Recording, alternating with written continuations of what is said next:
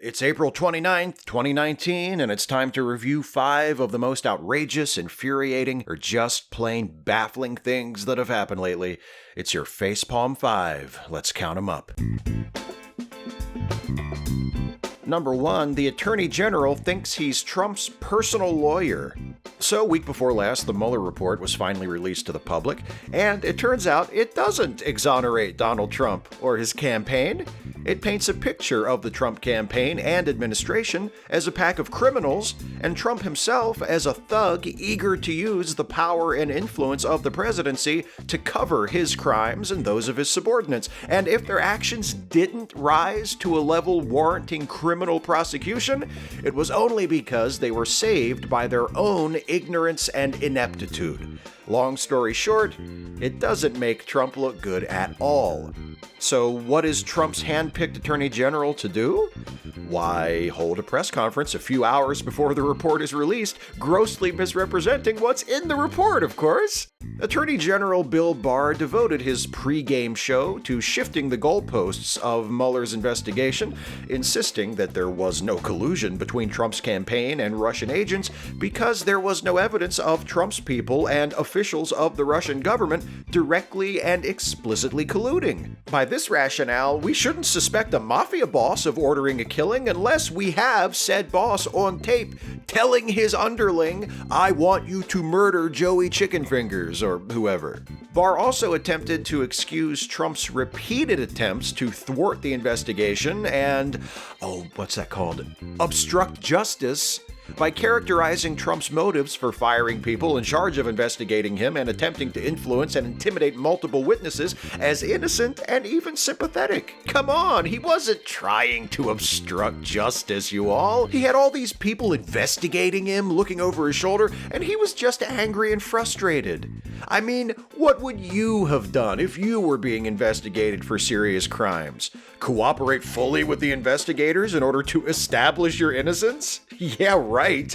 Anyway, we all spent so much time laughing bitterly and screaming in impotent rage over Barr's shameless conduct related to the Mueller report that a lot of us missed this other pretty horrible thing he did just a couple of days before the report was released. Number 2, Barr orders immigration judges to deny bail to asylum seekers. Yeah, that's right. The Attorney General ordered judges and immigration courts to stop granting bail to migrants in detention who are seeking asylum. How it usually works is asylum seekers are released until their court date. This is both practical and humane, since asylum seekers must sometimes wait years for their cases to be heard. Under Barr's new order, most asylum seekers are to be detained until their court proceedings have concluded. The order doesn't apply to families with children or unaccompanied minors who must be released within 20 days, but it does mean that thousands of asylum seekers could potentially be held in government custody for years before they ever see a judge. The change in policy is apparently part of Trump's attempt to end what he calls catch and release, or what normal people who don't obsessively vilify immigrants refer to as bail. Trump has repeatedly complained that most migrants released from custody before their immigration hearings simply disappear into the country, never to be seen again. Like almost everything else Trump says, this is contradicted by the facts. The Justice Department estimates that a majority of migrants released on bail, between 60 and 70%, do return for their immigration hearings. The percentage goes even higher when we're talking about asylum seekers who are able to take advantage of legal assistance. But of course, the most basic problem with this new policy is that it's illegal. Unconstitutional, in fact, which is like the worst kind of illegal. The 5th and 14th Amendments to the U.S. Constitution guarantee the right to due process, and the 8th Amendment bans the government from imposing excessive bail. Or, as a lawyer for the ACLU puts it in this NPR story, you can't lock people up without giving them the basic hearing before a judge. Though, I imagine Trump's rebuttal to that would be something like, right, but these aren't people. These are animals. Sounds like something he would say, right? Sounds exactly like something he would say. Number 3, Trump officials force UN to dilute resolution against sexual violence. Last week, the United Nations Security Council passed a resolution to end sexual violence in war. Sounds like good news, right? Well, yes and no. The resolution was approved, which is good, but the version that ultimately passed was significantly watered down from the initial draft. All references to sexual and reproductive health were removed from the original resolution. This was done after the Trump-appointed members of the U.S. delegation objected, saying that voting for a resolution containing such language could be viewed as supporting abortion. Never mind that this means the United States' position is essentially that someone who becomes pregnant after being raped during a war should be forced to remain pregnant. The U.S. delegation also objected to an earlier revised version of the resolution that replaced references to reproductive health with language referring to comprehensive health services for survivors of wartime sexual violence. Sorry, people raped during wars, but the United States, self-proclaimed beacon of freedom, shining city on the hill, land of hope and dreams, blah blah blah, can't vote for a goddamn UN resolution supporting you because our government is currently being run by fanatics who are just that pathologically opposed to allowing pregnant people to control whether they stay pregnant or not.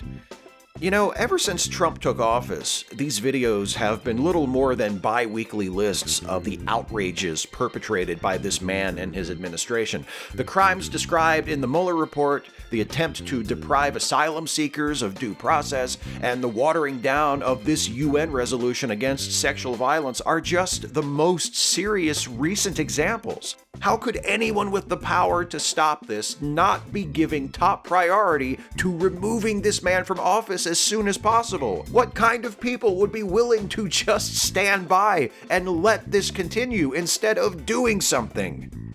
Number 4, Congressional Democrats still not seriously pursuing impeachment. Oh yeah, this kind of people. The kind of people who set the course of my political party. Great. Following the release of the Mueller report, plus, everything else that's happened since January 20th, 2017, Democratic leaders in Congress are still not feeling the whole impeachment thing. Speaker of the House Nancy Pelosi made headlines back in March by saying she wasn't for impeachment, and so far she hasn't changed her mind. Week before last, House Majority Leader Steny Hoyer said that he doesn't think the Mueller report has anything that would make pursuing impeachment worthwhile, especially since there's an election coming up in 18 months. So he read the Mueller report, and his reaction was, yeah, we should let this guy stay the president for the next year and a half. What's the worst that could happen? How about another year and a half like the last 2.5 years? Is that not enough of a reason? What the hell are you people waiting for him to do? I feel like I have to point out that not all Democrats in Congress are as impotent regarding Trump as the House Democratic leadership. Representative Al Green of Texas has introduced articles of impeachment several times already. Representative Rashida Tlaib of Michigan, who famously told a crowd of supporters that they were going to impeach the motherfucker, introduced a resolution calling on the House Judiciary Committee to investigate Trump for impeachable offenses. Representative Maxine Waters said following the release of the Mueller report that, quote, Congress's failure to impeach would set a dangerous precedent and imperil the nation as it would embolden future office holders to further debase the U.S. presidency, if that's even possible. And Senator from Massachusetts and presidential candidate Elizabeth Warren said, quote, the severity of this misconduct demands that elected officials in both parties set aside political considerations and do their constitutional duty. This means the House should initiate impeachment proceedings against the President of the United States. So there are some Democrats who know what's up and are trying to do the right thing. And as for the rest of them who think it's better to just wait for the next election, because there's no way they'll fuck that up, right? Maybe we can find some more evidence of impeachable offenses, eh? Let's see about that, because now it's time for the segment devoted to some of the other things Donald Trump has done recently to disgrace the presidency and embarrass and/or endanger the United States and the rest of the world. It's number 5, The Further Misadventures of Lord Dampnut. Please keep in mind, as always, the following is not a complete list. He felt the need to share his non-existent expertise in firefighting in response to the burning of Notre Dame Cathedral, tweeting, perhaps flying water tankers could be used to put it out. Must act quickly. As it turns out, the actual professionals who were there putting out the fire had already thought of that. 2 hours after Trump tweeted his flying water tanker suggestion, the official account of the French General Directorate for Civil Security and Crisis Management tweeted, "Hundreds of firemen of the Paris Fire Brigade are doing everything they can to bring the terrible Notre Dame fire under control. All means are being used, except for water-bombing aircraft, which, if used, could lead to the collapse of the entire structure of the cathedral." Unquote. P.S. Now please tell the President of the United States to stop calling. We've got our hands full over here. Trump told reporters he had no regrets over tweeting a video that incited death threats against Representative Ilhan Omar, adding, "Look, she's been very disrespectful to this country. She's got a way about her that's very, very bad, I think, for our country. I think she's extremely unpatriotic and extremely disrespectful to our country." I just want to reiterate that she's received death threats as a result of something he tweeted. And when given the chance to display the tiniest shred of human feeling regarding that, his response was basically, "Nah, I'm not sorry, she deserves it." Hey, is inciting death threats against a member of Congress an impeachable offense? If it's not, maybe it should be? He repeatedly declared that the Mueller report cleared him of any wrongdoing, even going so far as to say on Twitter that if Congress attempts to impeach him, he would head to the Supreme Court. Kinda giving away the fix, aren't you, dipshit? He characterized the Mueller report as an attempted coup.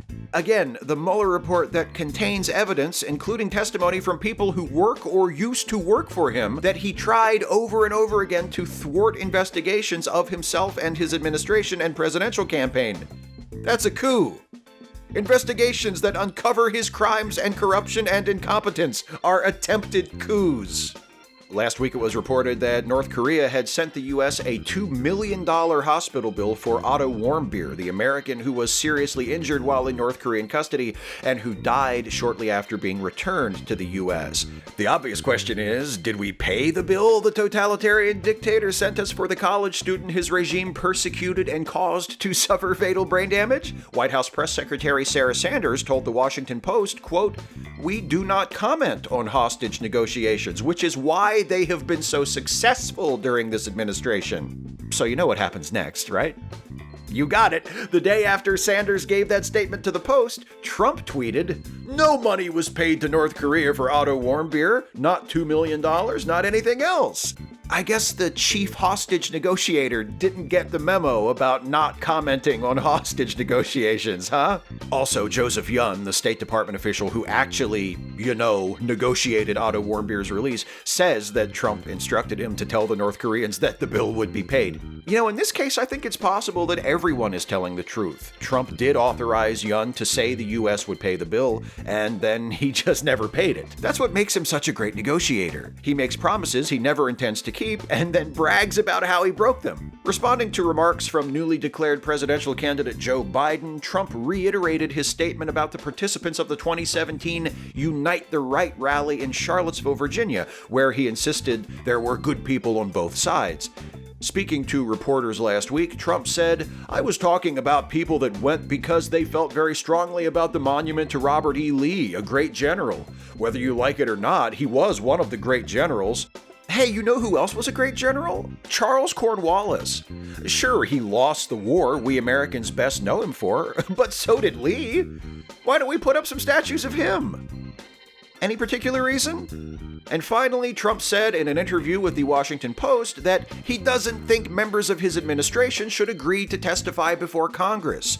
That same day, the House Oversight Committee moved to hold former White House Personnel Security Director Carl Klein in contempt of Congress for defying a subpoena to testify regarding the abuse of the security clearance system I mentioned in the previous video of this series. Klein was instructed not to answer the subpoena in a letter from the Deputy White House Counsel. Ignoring congressional subpoenas is definitely an impeachable offense, by the way. I know this because it was the third article of impeachment introduced against Richard Nixon in 1974. So maybe we can hurry this along? Nancy? Steady? It won't get any further than the House. The Republicans in the Senate aren't going to convict him, but let them own that. To paraphrase Ricky Roma, you're the Democrats. You're not supposed to be helping him. You're supposed to be fucking him up. That's 5. Speak out, act out, resist, look after each other. Hey folks, hope you got something out of this one. If you did, please click like, share the video, subscribe to this channel if you're not subbed already, and also please consider helping me to continue making videos like this one by supporting this channel with a monthly donation through Patreon. You can go to patreon.com/Steve Shives to become a patron for as little as $1 a month, and believe me, as I say at the end of every one of these videos, those $1 a month pledges really add up and help me out tremendously. But if you can afford it, and you think I'm worth it, and you pledge $5 a month or more, you get yourself a shout out at the end of the Facepalm 5, just like these folks who are my newest $5 or more per month patrons. And their names are John Taylor, thank you John, Iggy, thank you Iggy, Baljit Bachu, thank you Baljit, Samuel Bruce, thank you Samuel, Alex Baker, thank you Alex, Kevin, thank you Kevin, Sean McCormick, thank you Sean, Purple Dahlia, thank you Purple Dahlia, Benjamin Kimberlin, thank you Benjamin, and Philip Medeiros, thank you Philip. Thanks to all of you who are patrons of this channel, however long you've been, however much you are pledging. I appreciate all of your support, and thanks to everybody who is watching this video for your support, whether you are a patron or not. I appreciate that support as well. That counts for something. Liking and sharing and just watching the video is so helpful to me, and I could not do this without all of you. So thank you so much for your support in whatever form it takes. I hope you got something out of this episode of this increasingly depressing and fraught series, and I will see you next time.